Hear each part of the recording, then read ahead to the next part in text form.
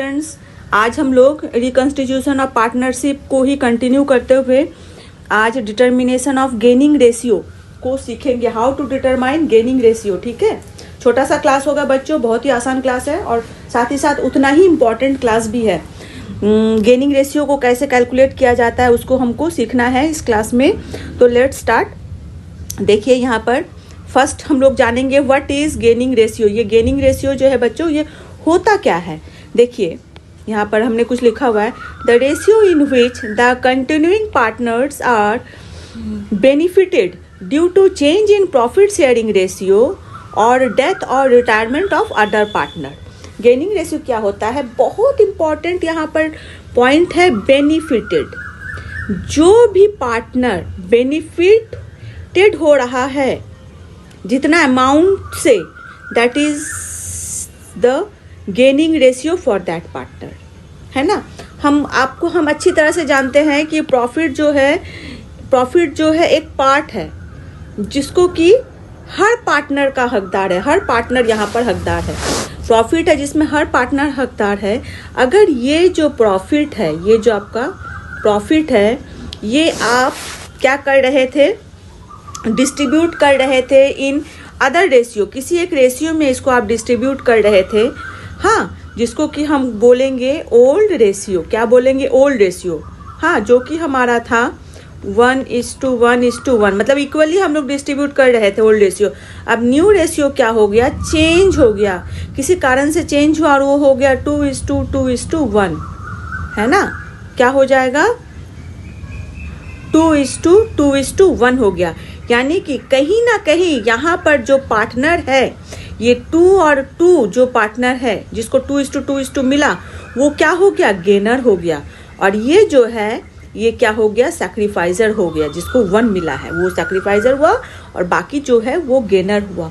अब ये जो प्रॉफिट है, ये तो आपका उतना ही प्रॉफिट है, हर साल वही आपका प्रॉफिट हो रहा है। 19 और 20 का फर्क है। लेकिन जब आप प्रॉफिट शेयरिंग रेशियो में चेंज करते हैं तब क्या होता है, आप कोई तो एक ऐसा पार्टनर है जो कि सैक्रिफाइस करेगा तभी दूसरा गेन करेगा, है ना। कोई एक पार्टनर है जो सैक्रिफाइस करेगा जब भी दूसरा जो कैंडिडेट है, उस फार्म का जो पार्टनर है, वो सैक्रिफाइस करेगा। इसके पहले वाले क्लास में भी हम आपको बता चुके थे, जब तक कोई सैक्रिफाइस नहीं करेगा तब तक आपका नेक्स्ट पार्टनर गेनर कभी नहीं बन सकता है। जब पहला सैक्रिफाइस करेगा तभी दूसरा गेनर बनेगा, और जब दूसरा सैक्रिफाइस करेगा तभी पहला गेनर बनेगा, है ना। तब अगर आपके पास 2 पार्टनर है, ए है और बी है, तब इसमें कोई ना कोई सैक्रिफाइस कर रहा है और कोई ना कोई क्या कर रहा है, गेन कर रहा है ना। ये यहाँ पर बी गेन कर रहा है, ए सैक्रिफाइस कर रहा है। आपके पास एक ही रोटी है, 2 भाई मिलकर बैठ कर खा रहे हो, एक को भूख ज़्यादा लगा है तो उसी रोटी से ही ना आप हिस्सा दोगे भाई को अपना। तो आज का दिन आपने थोड़ा ज़्यादा खाया, दूसरा दिन आपने भाई को थोड़ा ज़्यादा दे दिया। वही रोटी है, उसमें से एक दिन भाई ज़्यादा खाता है तब वो गेनर बन जाता है, और एक दिन आप ज़्यादा खाते हो तो आप गेनर बन जाते हो, है ना। और इन द सेम वे दूसरा क्या होता है, एक अगर गेनर बनता है, ऑब्वियस सी बात है दूसरा सैक्रिफाइस कर रहा है तभी तो पहला आपका गेनर बन रहा है। तो यही बात है आपको बच्चों, बहुत आसान सा बात है। तब अब हम लोग सीखेंगे क्या, गेनिंग रेशियो को कैसे कैलकुलेट किया जाता है। तो अब हमेशा ये बेनिफिटेड वाला लाइन जरूर याद रखिएगा। एक पार्टनर क्या होता है, बेनिफिटेड होता है, तभी जा कर के आपका क्या हो रहा है, यहाँ पर गेनिंग बन रहा है। अब यहाँ देखिए फॉर्मूला क्या होता है गेनिंग रेशियो का, new ratio by old ratio. अब ऐसा क्यों होता है, new ratio by old ratio क्यों होता है, ये इसलिए होता है बच्चों क्योंकि न्यू रेशियो जब कोई गेन करता है तब उसका न्यू रेशियो ज़्यादा होता है और ओल्ड रेशियो उसका कम हो जाता है। ऑब्वियस सी बात है, वो गेन कर रहा है यानी कि उसका न्यू रेशियो हमेशा ज़्यादा होगा और ओल्ड रेशियो हमेशा उसका क्या होगा, कम होगा। यही कारण है कि हम जब भी गेनिंग पार्ट निकालने वाले हैं तो अब हम क्या करेंगे, न्यू वाले पार्ट में से ओल्ड वाला पार्ट को हम लेस करने से जो अमाउंट बच रहा है वही आपका हो जाएगा गेनिंग रेशियो। आई होप यहाँ तक आपको समझ में आ गया होगा। GR मतलब gaining ratio, NR means new ratio, OR means old ratio. ठीक है, तो इसी से रिलेटेड हमारे पास एक सम है, उसको पहले हम लोग समझेंगे, जानेंगे, उसके बाद उसको सॉल्व करेंगे। चलिए तब सम की तरफ बढ़ते हैं। चलिए बच्चों, अब हम लोग प्रॉब्लम को देखते हैं। हमारा प्रॉब्लम यहाँ पर रेडी है। क्या है यहाँ पर? P, Q and R are partners in a firm sharing profit and loss in the ratio of 3:2:1।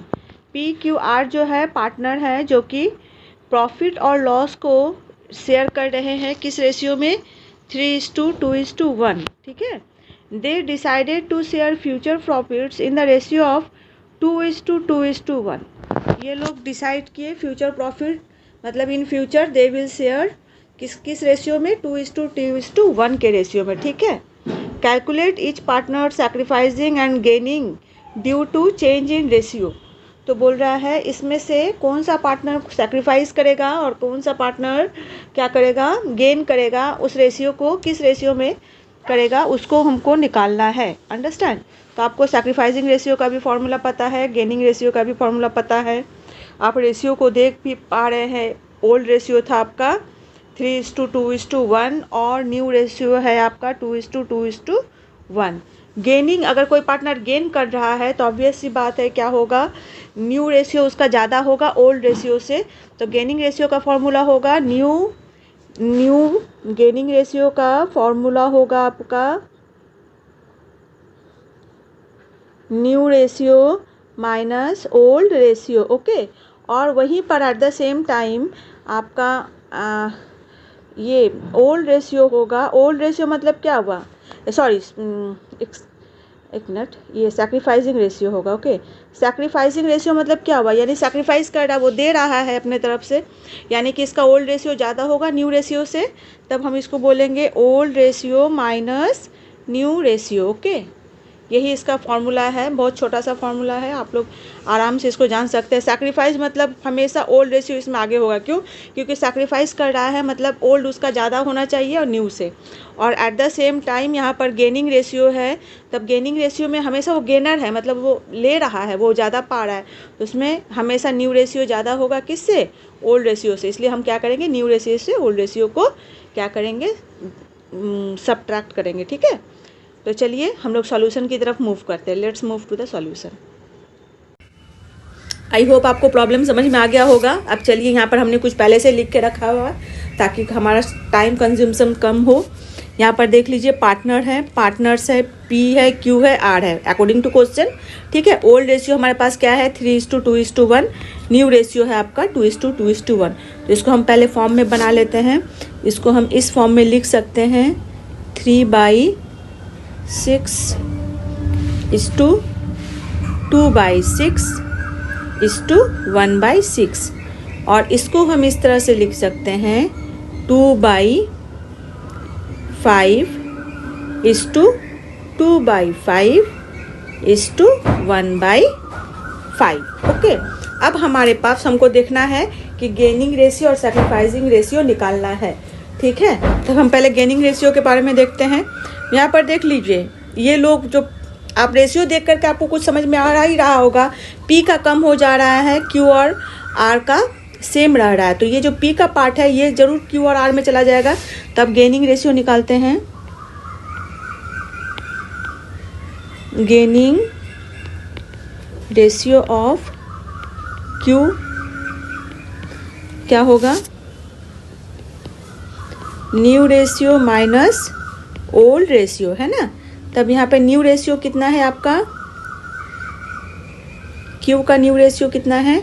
2/5 minus 2/6। तो इसका एलसीएम निकालेंगे 30, 12 माइनस 10। आपका गेनिंग रेशियो हो गया 2/30। ओके। Q का हो। अब हम निकालेंगे gaining ratio of R। Old ratio, new ratio आपको पता है, ओल्ड रेशियो भी आपका पता है। न्यू रेशियो कितना है R का?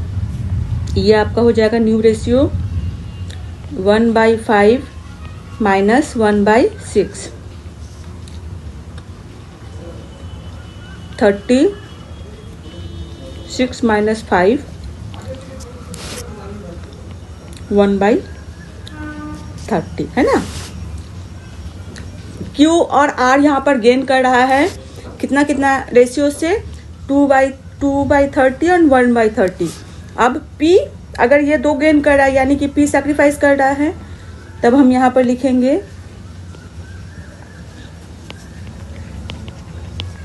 Sacrificing ratio of P। तो अब सैक्रिफाइसिंग रेशियो है तब ऑब्वियस सी बात है, अगर जो P जो है वो आपका सैक्रिफाइस कर रहा है, P जो क्या कर रहा है ये सैक्रिफाइस कर रहा है, यानी कि इसका ओल्ड रेशियो क्या होगा, हमेशा ज़्यादा होगा और न्यू रेशियो कम होगा। तब हम यहाँ पर क्या लिखेंगे, old ratio minus new ratio. तब ओल्ड रेशियो P का कितना था 3/6 माइनस 2/5 इक्वल टू 30, 15 माइनस 12 यानी कि 3/30। देख लीजिए 3/30 P सैक्रिफाइस कर रहा है, 3/30 जो है वो P सैक्रिफाइस कर रहा है किसको, A को, Q को और R को, किस फॉर्म में 1/30 और 2/30 के फॉर्म में। सो वेरी सिंपल, आसान से एकदम है। आई होप आपको समझ में आ गया होगा। That's all. नेक्स्ट क्लास होगा आपका गुडविल का, गुडविल से रिलेटेड क्लास रहेगा। उस क्लास में हम लोग गुडविल को सीखेंगे, how to calculate goodwill, goodwill के बारे में समझेंगे। अगर आपको यहाँ पर अप टू दिस अगर आपको कोई भी प्रॉब्लम हुआ है तब must comment me, and I hope मेरे क्लासेस आपको अच्छे लग रहे हैं। आप ज़रूर इसको लाइक कीजिए, सब्सक्राइब कीजिए। लाइक करने से मुझे मोटिवेशन मिलता है और भी वीडियोस बनाने का। That's all, and I am always at last I like to say you that I will be always with you all. आपके साथ मैं हमेशा रहूँगी, हमेशा हूँ, और आप ज़रूर हमें कमेंट कीजिए। इससे हमको और भी ज़्यादा मोटिवेशन मिलेगा। आप लोगों के लिए और भी कुछ करूँगी। बहुत ही जल्दी मैं BST की भी थ्योरी पार्ट लाना चाह रही हूँ। Okay, that's all. Goodbye my dear children.